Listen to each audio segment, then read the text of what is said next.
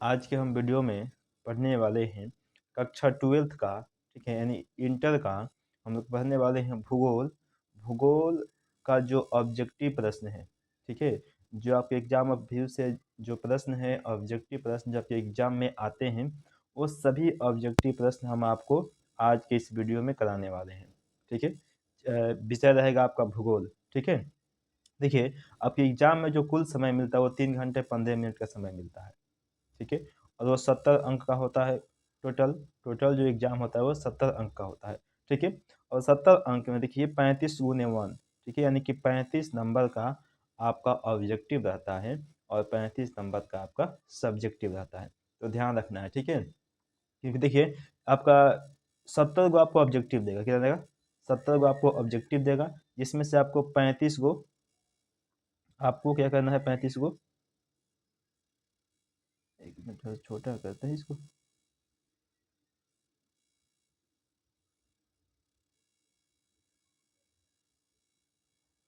कितना छोटा हो गया जी?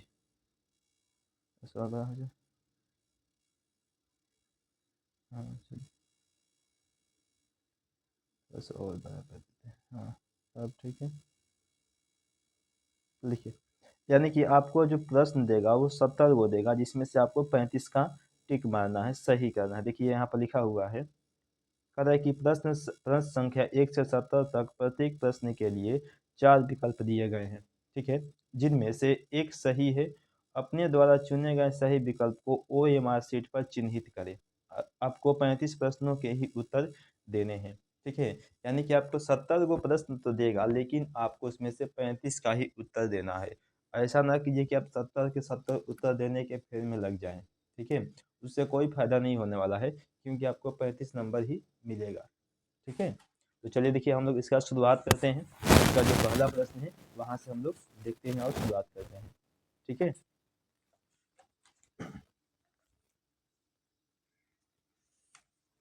चलिए देखिए, इसका जो पहला प्रश्न है आपके पास वो क्या है।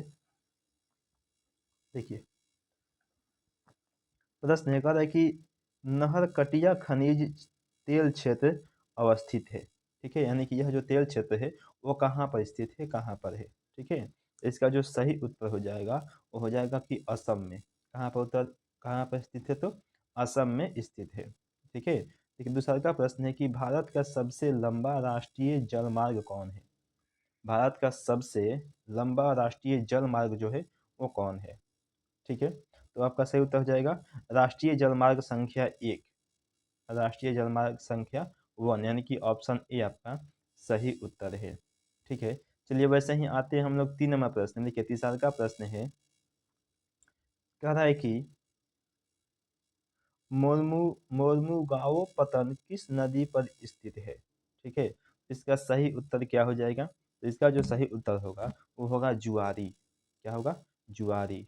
ठीक है, आप लोग भी अपना आंसर मिलाते चलेंगे कि आपको कितना, आपका कितना सही हो रहा है। ठीक है, जितना आपका सही होगा वो आप कमेंट में लिखेंगे कि हाँ मेरा इतना सही हो गया, 20 गो, 25 गो, 30 गो, 35 गो, 35 प्लस सही हुआ है। ठीक है, अगर 35 प्लस सही आपका होता है तो समझिए आपका एग्जाम में आपको फर्स्ट डिवीजन आने से कोई नहीं रोक सकता है।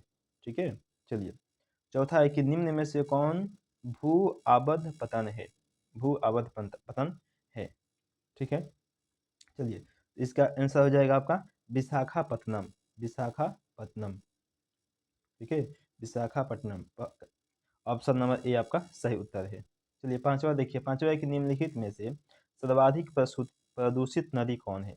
देखिए, सबसे अधिक जो प्रदूषित नदी है वो कौन है। ठीक है, ऑप्शन दिया है गोदावरी, यमुना, सतलुज या कावेरी। ठीक है, तो इसका सही उत्तर हो जाएगा यमुना। क्या होगा? यमुना। ऑप्शन बी आपका सही उत्तर है। देखिए, 6 नंबर प्रश्न निकला है कि योकोहामा किस देश में अवस्थित है। योकोहामा किस देश में अवस्थित, यानी कि स्थित है, कहाँ पर है। ठीक है, इसका सही उत्तर हो जाएगा जापान। क्या हो जाएगा? जापान। ऑप्शन ए आपका सही उत्तर है, जापान। ठीक है, अगला प्रश्न है 7 नंबर का, कि कौन आयु वर्ग कार्यशील जनसंख्या का प्रतिनिधित्व करता है। ठीक है, इसका सही उत्तर मारेंगे हम लोग 15 से 59 वर्ष। ऑप्शन डी 15 से 59 वर्ष। ठीक है, चलिए, अगला प्रश्न है, कह रहा है कि भारत में वायु परिवहन किस वर्ष शुरू हुआ था? भारत में वायु का परिवहन किस वर्ष शुरुआत हुई थी? ठीक है, तो आंसर लिखेंगे 1911 में। कब हुआ था? 1911 ईस्वी में शुरुआत हुआ था। देखिए अगला प्रश्न है, कह रहा है कि हजीरा किस राज्य में स्थित है? हजीरा किस राज्य में स्थित है? कहाँ पर स्थित है? लिखेंगे आंसर गुजरात में। ऑप्शन डी आपका सही उत्तर है, गुजरात में। 10वां है कि मंगलौर पतन स्थित है। मंगलौर पतन स्थित है, यानी कहाँ पर स्थित है मंगलौर पतन? ठीक है, आंसर मानेंगे कर्नाटक में। क्या होगा? कर्नाटक में। ऑप्शन बी आपका सही उत्तर है। अगला प्रश्न है 11 नंबर, कहता है कि शहरी धूम कोहरा किस प्रदूषण से संबंधित है? ठीक है, इसका जो सही उत्तर हो जाएगा वो हो जाएगा वायु प्रदूषण से। किस प्रदूषण से? तो वायु प्रदूषण से। चलिए अगला प्रश्न है हमारे पास 12 नंबर का, निम्नलिखित में से कौन सर्वाधिक सूखा प्रवण राज्य है? सूखा प्रवण राज्य कौन है निम्नलिखित में से? सबसे अधिक की बात कर रहा है। ठीक है, तो मानेंगे उत्तर गुजरात। ऑप्शन सी आपका सही उत्तर है, गुजरात। ठीक है, चलिए इसमें कोई दिक्कत है आपको?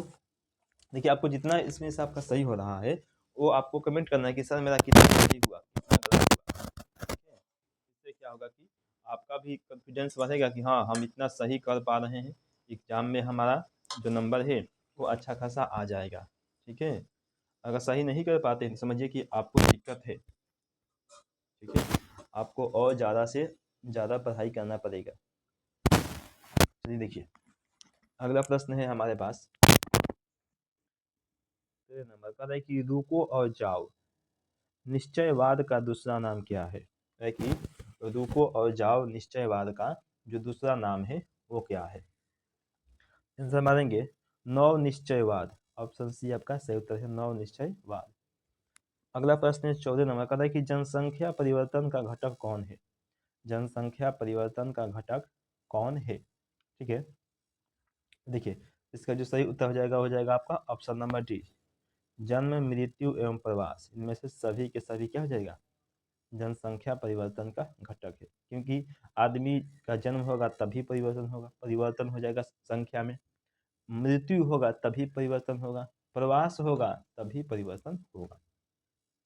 ठीक है, चलिए अगला प्रश्न है 15 नंबर का, कि बृहद ट्रंक मार्ग संबंधित है, किससे संबंधित है? ठीक है, तो मानेंगे इसका उत्तर हो जाएगा आपका ऑप्शन नंबर सी, उत्तरी अटलांटिक समुद्री मार्ग से। Option number C. ठीक है, चलिए देखिए अगला प्रश्न है 16 नंबर का, कि चैनल टनल जोड़ता है। चैनल टनल जो है वह जोड़ता है किसको किसको? चैनल टनल जो है वो जोड़ रहा है। ठीक है, तो मारेंगे पेरिस और लंदन को। पेरिस और लंदन को। ऑप्शन नंबर सी आपका सही उत्तर है। ठीक है, अगला प्रश्न है 17 नंबर का, कि परमाणु ऊर्जा आयोग की स्थापना कब हुई थी? परमाणु ऊर्जा आयोग की स्थापना जो है वो कब हुई थी? तो 1948 में। कब हुआ था? 1948 में। ऑप्शन नंबर ए आपका सही उत्तर है, 1948। अगला प्रश्न है 18 नंबर का, कि आसियान का मुख्यालय कहाँ है? आसियान का मुख्यालय कहाँ पर है? लिखेंगे जकार्ता में। जकार्ता। ऑप्शन ए आपका सही उत्तर है, जकार्ता। ठीक है, चलिए अगला प्रश्न है हमारे पास 19 नंबर। कह रहा है कि देखिए कि नाफ्टा नाफ्टा प्रादेशिक समूह का संबंध है। ठीक है, कौन से प्रादेशिक समूह का संबंध है? ठीक है, तो इसका जो आपका सही उत्तर हो जाएगा वो हो जाएगा आपका उत्तरी अमेरिका से। उत्तरी अमेरिका से। ऑप्शन ए आपका सही उत्तर है। देखिए अगला प्रश्न है हमारे पास 20 नंबर, कि वृत्ताकार बस्ती प्रतिरूप पाया जाता है। वृत्ताकार बस्ती प्रतिरूप पाया जाता है, किस में पाया जाता है? ठीक है, तो झील नदी के पास। कहाँ पर? तो झील नदी के पास। अगला प्रश्न 21 नंबर का है कि डोवर पतन कहाँ है? डोवर पतन कहाँ पर स्थित है? ठीक है, तो लिखेंगे इसका उत्तर इंग्लैंड में। कहाँ पर है? तो इंग्लैंड में है। चलिए अगला प्रश्न 22 नंबर का है कि निम्न में से कौन मानव विकास का उपागम है? निम्न में से कौन मानव विकास का उपागम है? लिखेंगे देखिए आय का उपागम, क्षमता, इनमें से सभी। मानेंगे इनमें से सभी। ऑप्शन बी आपका सही उत्तर है इनमें से सभी। ठीक है, अगला प्रश्न 23 नंबर का है कि निम्न में से कौन तृतीय क्रियाकलाप से संबंधित है। ठीक है, लिखेंगे खाद्य प्रसंस्करण, खाद्य प्रसंस्करण, ऑप्शन नंबर सी आपका सही उत्तर है। सॉरी सॉरी सॉरी, तृतीय तृतीय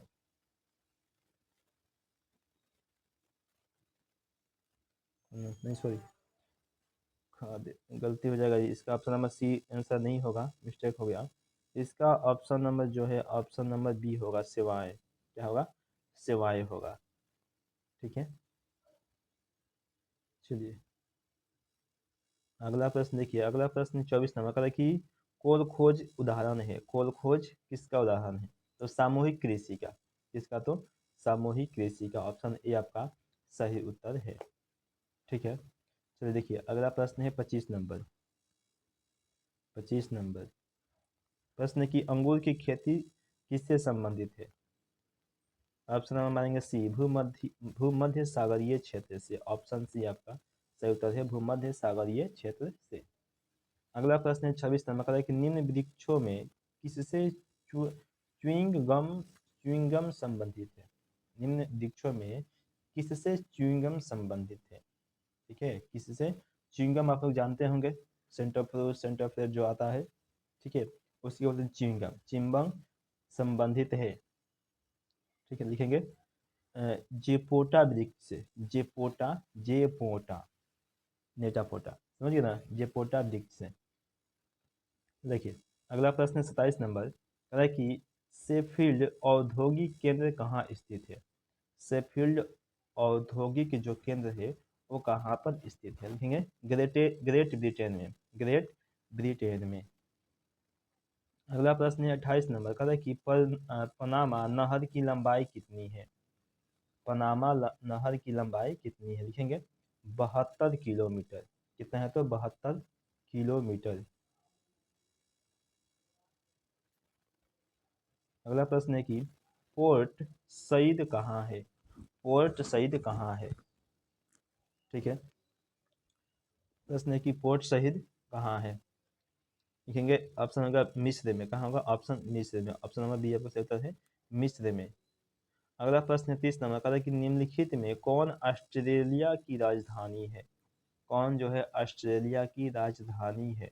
ठीक है, मानेंगे कैनबरा। क्या होगा, कैनबरा, ऑप्शन बी आपका सही उत्तर है, कैनबरा। चलिए देखिए अगला प्रश्न है हमारे पास 31 नंबर का है कि ग्रेट लेक्स जलमार्ग किस महादेश से संबंधित है।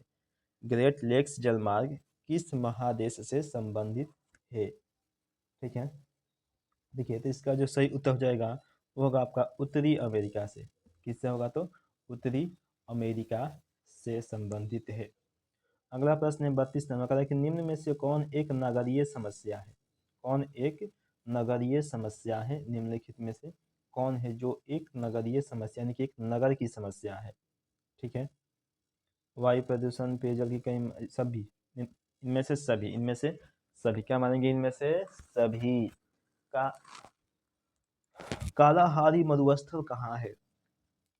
अगला प्रश्न 33 नंबर का है कि कालाहारी मरुस्थल कहाँ पर स्थित है। जो कालाहारी मरुस्थल है वो कहाँ पर है, कहाँ पर स्थित है, मानेंगे अफ्रीका में। क्या होगा, अफ्रीका में, ऑप्शन बी आपका सही उत्तर है, अफ्रीका में। अगला प्रश्न है 34 नंबर का है कि सिक्किम की राजधानी कहाँ पर है। सिक्किम की राजधानी कहाँ पर है। ठीक है, तो मानेंगे इसका ऑप्शन होगा ऑप्शन नंबर डी, गंगटोक। आप लोग राज्य राजधानी भी याद रखिए क्योंकि इसमें राज्य राजधानी भी पूछ रहा है ना जी। तो देखिए अगला है कि बेलाडीला किस राज्य में, मतलब कि बेलाडीला किस राज्य में स्थित है। बेलाडीला छत्तीसगढ़ में। कहाँ पर है, छत्तीसगढ़ में। अगला प्रश्न है 36 नंबर का है कि निम्न में से कौन बाजरा उत्पादन में अग्रणी राज्य है। बाजरा का उत्पादन करने में सबसे अग्रणी राज्य कौन सा है, कहेंगे महाराष्ट्र। महाराष्ट्र, ऑप्शन बी आपका सही उत्तर है। अगला प्रश्न 37 नंबर का है कि डिगबोई प्रसिद्ध है किसके लिए। लोहा के लिए, तांबा के लिए, पेट्रोलियम के लिए, चांदी के लिए। ये तो आपको पता ही होना चाहिए। 37 का आंसर क्या हो जाएगा? ऑप्शन नंबर बी यानी कि पेट्रोलियम के लिए, पेट्रोलियम के लिए। अगला है 38 नंबर का, निम्न में से कौन अभ्रक उत्पादन में अग्रणी राज्य है? अभ्रक की उत्पादन करने में सबसे आगे जो राज्य है वो कौन सा है? कहेंगे बिहार, हो जाएगा बिहार। ठीक है। रावत भाटा किस राज्य में है? रावत भाटा किस राज्य में स्थित है? राजस्थान में। कहाँ पर है? राजस्थान में। ठीक है। चलिए अब हमारे पास अगला प्रश्न आ गया 40 नंबर। कितना आ गया जी? 40 नंबर। ठीक है। ज़्यादा प्रश्न नहीं कराएंगे, चिंता नहीं कीजिए, 70 को प्रश्न नहीं कराएंगे। ठीक है, जिसमें से आपका 35 नंबर आना ही आना है। ठीक है, बस आप लोग धैर्य रखकर पढ़ लीजिए। अभी धैर्य रखकर अगर पढ़ लेते हैं तो आपको आगे कोई समस्या नहीं होने वाली है। ठीक है, आसानी से आप एग्जाम में अपने प्रश्नों का जवाब दे पाएंगे। ठीक है, और नहीं पढ़ पाइएगा तो फिर तो आपको दिक्कत होने ही वाला है, उसको तो कोई नहीं रोक सकता है। ठीक है, चलिए देखिए अगला प्रश्न है हमारे पास, कह रहा है कि निम्न में से कौन ऊर्जा का अनवीकरणीय स्रोत है? निम्न में से जो कौन है ऊर्जा का अनवीकरणीय स्रोत है? ठीक है, तो सौर ऊर्जा। ठीक है। अगला प्रश्न है कि बोकारो इस्पात संयंत्र की स्थापना किस वर्ष हुई थी? बोकारो इस्पात संयंत्र की जो स्थापना हुई थी वो किस वर्ष की गई थी? 1964 में। कब हुआ था? 1964 ईस्वी में। ठीक है, तो देखिए अगला प्रश्न है 42 नंबर का, है कि भारत में प्रथम सूती मिल की स्थापना कहाँ हुई थी? भारत में प्रथम सूती मिल की स्थापना जो है वो कहाँ पर हुई थी? मुंबई में। कहाँ हुई थी? मुंबई में। अगला प्रश्न है 43 का, है कि निम्नलिखित देशों में से किसमें गिरमिटिया श्रमिक ले जाए गए थे? किसमें से गिरमिटिया जो श्रमिक है वो किस देश में से ले जाए गए थे? ठीक है, बताइए। तो इसका उत्तर हो जाएगा सूरीनाम भी, फिजी भी, मॉरिशस भी, यानी कि इनमें से सभी ऑप्शन डी सही हो जाएगा। अगला है 44 नंबर का, है कि किस राज्य का जनसंख्या घनत्व सर्वाधिक है, यानी कि सबसे अधिक है? किस राज्य का जनसंख्या घनत्व सबसे अधिक है? लिखेंगे बिहार का। किसका होगा? तो बिहार का। 45 नंबर है कि पैट्रिक गिरीज का संबंध है, किससे संबंध है? पैट्रिक गिरीज का। लिखेंगे क्या लिखा है जी? 45। ठीक है,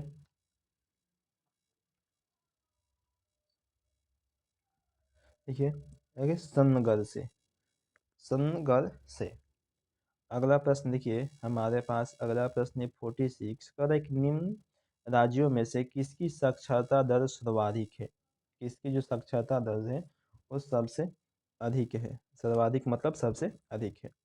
ठीक है, चलिए देखिए तो इसका जो सही उत्तर हो जाएगा वो हो जाएगा आपका केरल का। किसका? तो केरल का। अगला है 47 का, निम्नलिखित में से कौन शैक्षणिक नगर है? कौन शैक्षणिक नगर है? तो रूरकी, रूरकी। ऑप्शन सी आपका सही उत्तर है।